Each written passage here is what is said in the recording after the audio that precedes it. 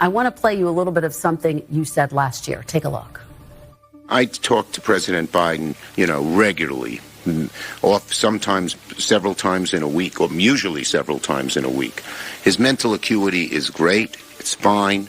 It's as good as it's been over the years. All this right-wing propaganda that his mental acuity has declined is wrong.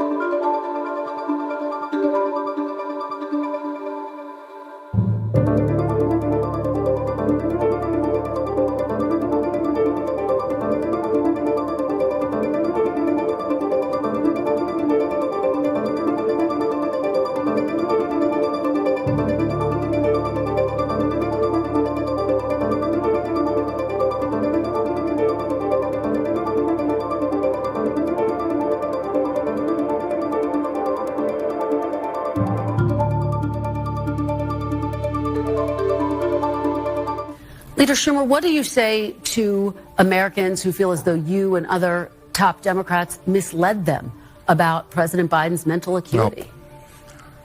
No. Look, we didn't, and let's look at President Biden.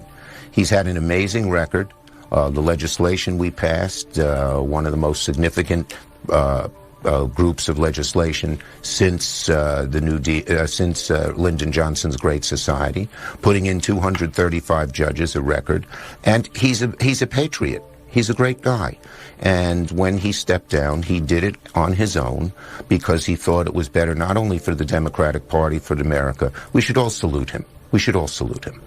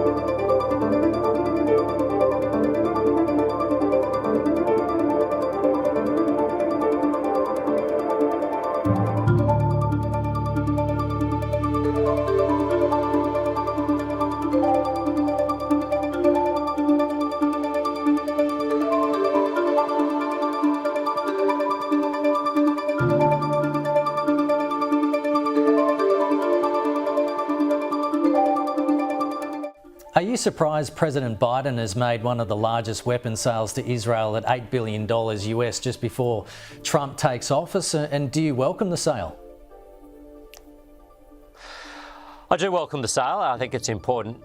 Israel has always shown itself that it's willing to defend itself, but it does seek, advanced military equipment from key partners like the United States. I think for Biden, this is about cementing his legacy as a president, a democratic president who has always been supportive of Israel, and he is showing that, in my view, since the 7th of October 2023, since the Hamas terrorist attacks. That whilst he, would dearly like to see these conflicts brought to an end, whilst he would dearly like to see an end to civilian suffering, he also recognises that the only true way to peace in the region is with a strong Israel that is able to defend itself.